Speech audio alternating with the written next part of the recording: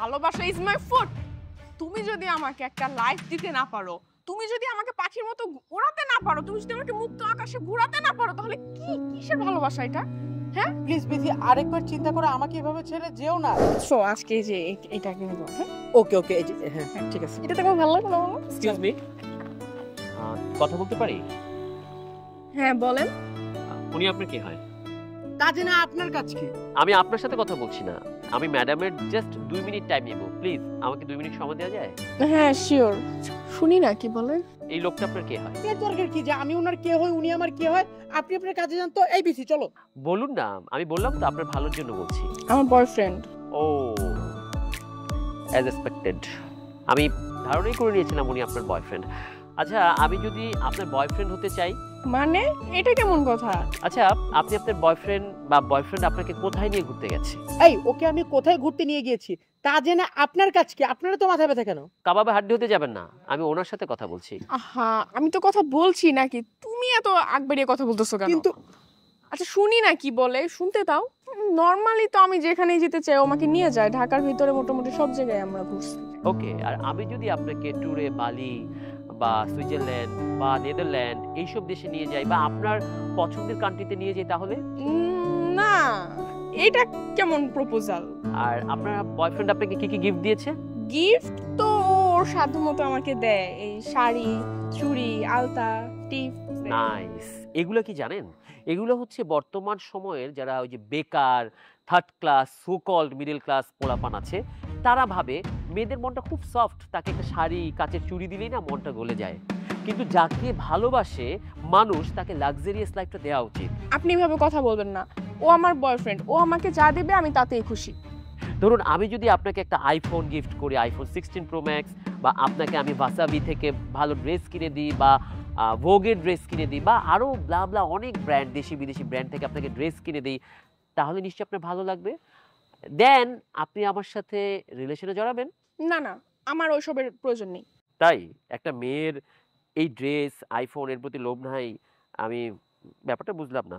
Thanks জান, আমি জানি যে তুমি অনেকটা লয়াল। আর এই মিয়া, আপনাকে আমি কতক্ষণ ধরে যাইতে বলতেছি, আপনার কি কথা কানে যায় না? হ্যাঁ, আপনি একটু পর পর দেখতেছেন যে সে আমার গার্লফ্রেন্ড, অলরেডি আমরা রিলেশনশিপে আছি, এরপরও আপনি কেন ঘ্যান ঘ্যান করতেছেন? আপনি জানতো। এই বিথি চলো।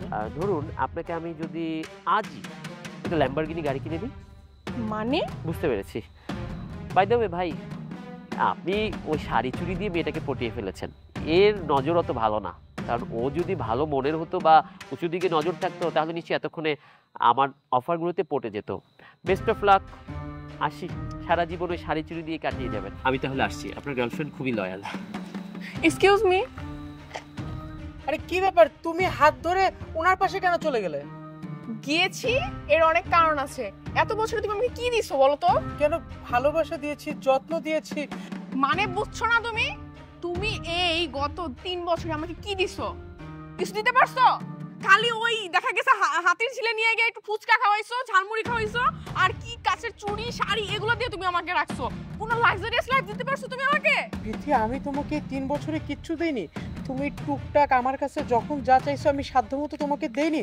আর তাছাড়া গিফটের প্রসঙ্গ এখানে কেন আসতেছে?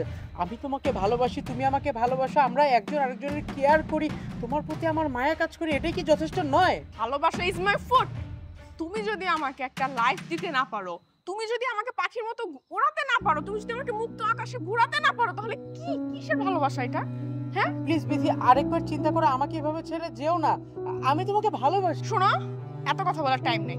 আই তুমি চলো তো, আমরা গাড়ি কিনতে যাচ্ছি। এক্সকিউজ মি বন্ধু, বলেছিলাম না বেশিরভাগ মেয়ে এইরকম। প্রমাণ পেলি তো? দেশে আসার পরেই আমি তোকে বলেছিলাম তোর গার্লফ্রেন্ড ইজ নট লয়াল। তুই প্রমাণ করতে চেয়েছিলি, তুই বলেছিলি 3 বছর আমি ওকে সুখে রেখেছি। No, she is lying. তার হাতের ফোনটা কোত্থেকে এসছে? আমার সাথে সে অনলাইনে রিলেশন করেছে, বাট সে আমাকে চিনতে পারেনি, কারণ ওই সময় আমার ছবিগুলো এডিট করা ছিল। ভালো করে আমার চেহারাটা দেখুন তো। সৈকত নামে যেই ছেলেটার সাথে আপনি চ্যাটিং করছেন দিনের পর দিন, প্রবাসী, সে আমি। কিন্তু আমি দেশে এসে যখন জানতে পারলাম একই মেয়ে ওর সাথে প্রেম করছে 3 বছর যাবত, তখন তো আমার চোখ খুলে গেল। ওর আইফোন, ওর জুয়েলারি, অনেক টাকা যখন যা চেয়েছে আমাকে দিয়েছি। প্রমাণ পেলি তো এই মেয়েটা ফ্রড, এই মেয়েটা চিট। আমার বন্ধুকে অনেক ধন্যবাদ যে সে আজকে আমার চোখটা খুলে দিছে। আর তুমি বলছো না যে আমি এই 3 বছরে তোমার জন্য কি করছি, তুমি হয়তো জেনে খুবই অবাক হবে যে আগামী 6 মাস পরে তোমার সাথে যে আমার বিয়ের কথা চলতেছিল না, অলরেডি তোমার জন্য আমি 3 তলা একটা বাড়ি বানিয়েছি। অলরেডি সেখানে 2টা গাড়ি পার্ক করা আছে। আর আইফোন, আমি চিন্তা করছিলাম যে বিয়ের সময় একদম হাতে নাতে সারপ্রাইজ দিয়ে তোমাকে আইফোন 16 প্রো ম্যাক্স গিফট করব। কিন্তু তুমি তার যোগ্যই না। আসলে আমারই ভুল হয়েছিল, আমি তোমার সৌন্দর্যের মোহে পড়ে আমি ভুলে গেছিলাম যে মানুষটা আসল নাকি নকল। সৈকত, তোকে অনেক ধন্যবাদ বন্ধু, তুই আজকে আমার চোখ খুলে দিছিস। নয়তো না জানি এই গোল্ড ডিগার মেয়ের সাথে যদি সারা জীবন সংসার করতে হইতো, বেটার কাউকে পেলে তো সে আমাকেই ছেড়ে দিত। তোর কাছে আমি কৃতজ্ঞ হয়ে গেলাম। আর তুই আজকের পর থেকে না আমাকে ফোন দিবি, না আমাকে মেসেজ করবি। আজকের পর থেকে কোনো কন্ট্যাক্ট করবি না। হ্যাঁ, ওই শাড়ি, চুড়ি, টিপ যা যা দিছি, ধর ওগুলা আমি তোকে ভিক্ষা দিয়ে গেলাম। অ্যান্ড মি আইফোন, টাকা, চকলেটস, ব্লা অনেক কিছু পাঠিয়েছি, সেগুলো দান করে গেলাম। আমার সময় তোমার সময়ের মূল্য দিয়ে গেলাম। তুমি একটা জিনিস মনে রেখো, ধোপার কুকুর না ঘরের হয় না ঘাটের হয়, রাস্তায় থাকে।